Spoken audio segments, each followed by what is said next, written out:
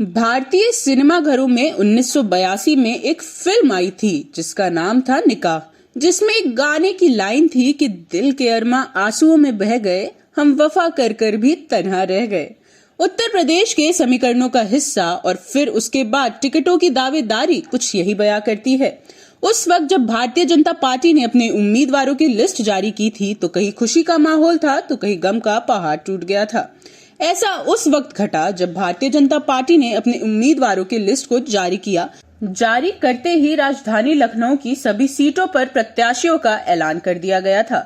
इस सूची ने कई दिग्गजों के अरमानों पर पानी फेर दिया। लखनऊ की सीट के कई नामी गिरामी चेहरे दावेदार हैं। नगर के विधायक और मंत्री बनी स्वाति सिंह का भी टिकट काट दिया गया था और पिछले दिनों ही स्वाति सिंह और उनके पति दयाशंकर सिंह के बीच टिकट को लेकर खबरें आई थी।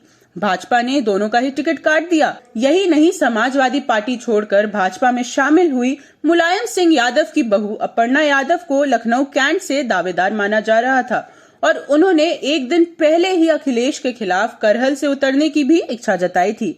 इसके बाद भी ना उन्हें करहल से उतारा गया और ना ही लखनऊ का टिकट दिया गया।